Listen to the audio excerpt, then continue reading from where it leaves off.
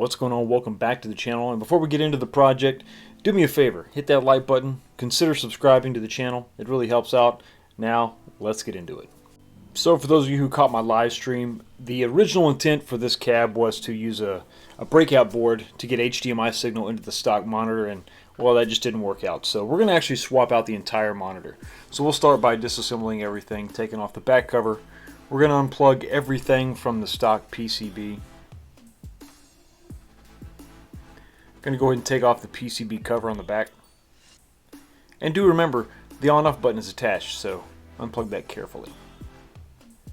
Now you'll see that there's a 40-pin ribbon cable that should be connected there. It's not in this picture because I've had this taken apart to do some initial testing.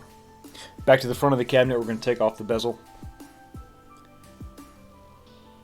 And to get this plexi off, we're going to go ahead and take off the control panel as well.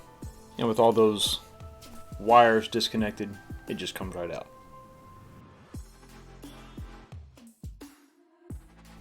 And now we can remove the bezel. Your monitor should have tape over the silver parts. Mine doesn't because I've actually had this apart previously doing some troubleshooting. And you can see that 40-pin ribbon cable there. Alright, now for the monitor we're going to replace this with. This is a cheap $50 monitor. It's an 8-inch LCD off Amazon. The link for this monitor will be in the description. It's sort of a universal remote. It has multiple inputs. I use this on a lot of my projects. Different sizes are available. This just has pretty much your basic input selection there. No USB, nothing exotic, no audio out either. But what we're actually going to do is disassemble this monitor, remove the housing, remove the board inside, and we're going to use this in place of the stock monitor. So we're not going to really do a bunch of changing. We're not going to take this out and do like a monitor mount and add a lot of thickness to the inside of this Countercade because it's pretty thin. Now once you crack the shell open, there's going to be 4 screws that hold the LCD driver board in place. And then there's another 3 screws that holds down the option board. This is going to have your volume and menu selection. We're going to peel off the tape and we're going to disconnect all these cables.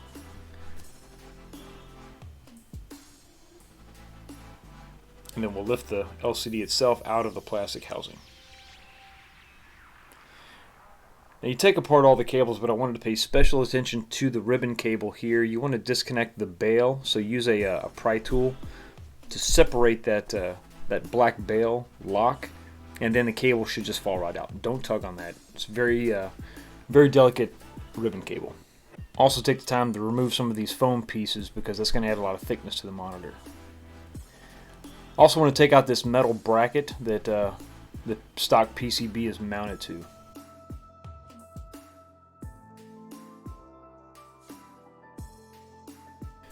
Now you're going to find that this monitor is a little bit thicker than the stock monitor used by Arcade1up.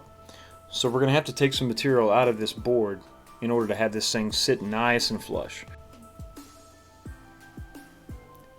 You can go around to the back of the cabinet. You can see everything is mocked up in place with some double-sided tape. And I've got the options board actually on the outside, so it's easier to get to those buttons.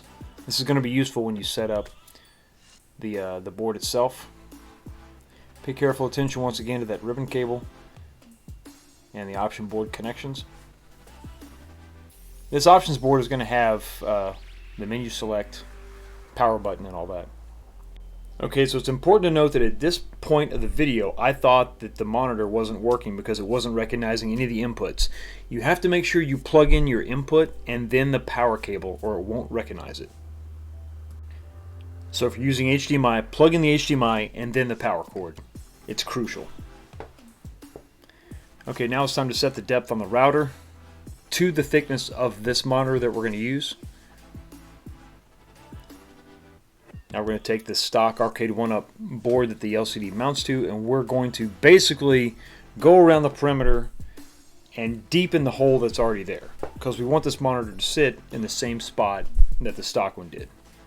Just want to make it a little bit deeper. I'm going to go around the perimeter, and we're not going to be able to take all the material down I don't have like a router sled.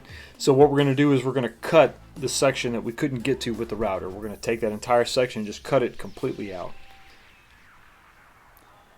Now what you see here is this is sort of the finished product. I routed some deep grooves on the top and the bottom, you see there, and then on the bottom. This is going to allow me to place this monitor in either orientation, because I'm not exactly sure, once we rotate the screen on the game we're going to play, which way is up. So this cable here is what I'm making clearance for, the power cable itself. I believe that's for the backlight of the monitor. And when you check it out, it's nice and flush all the way around.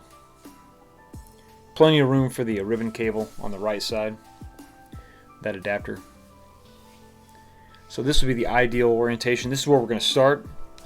But if it's not correct, then we can still rotate this around just like this. We're going to flip the monitor out, and then because I've clearanced the top and the bottom, that power cable shouldn't be in a bind at all, which is really important.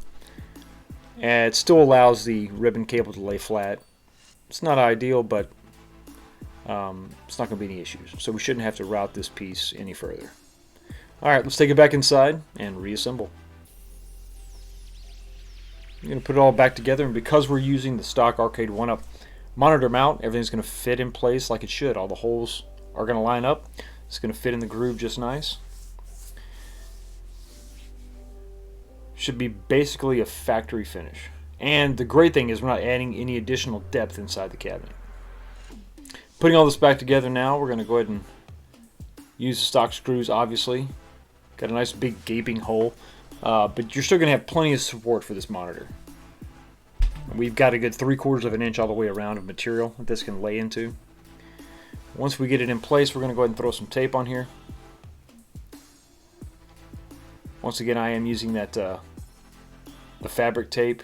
It's like an automotive tape. It's for the inside of your dash to wrap up wiring, but because it's got a cloth exterior, it's not gonna be abrasive against the inside of the bezel. And if you just use regular electrical tape, that stuff can kind of get gummy over time, especially if the heat gets to it.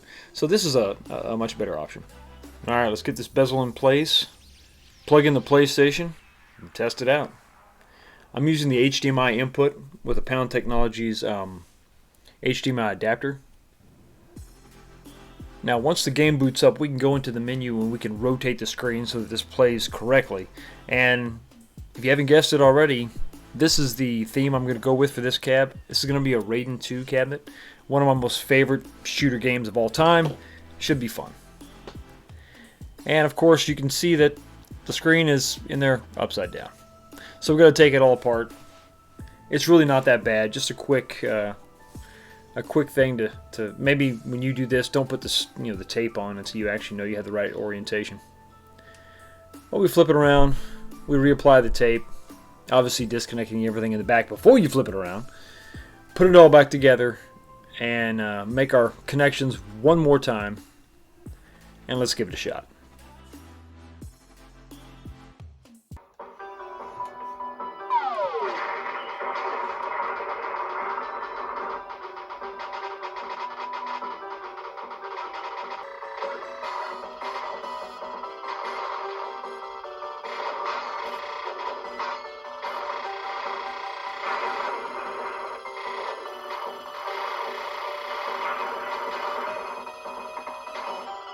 Okay, so stage 1 of this build is complete, and I was able to get another one of these for $49.99 before they sold out. What could I possibly have planned for this cab? Well, you're just going to have to stay tuned. I'll see you next time.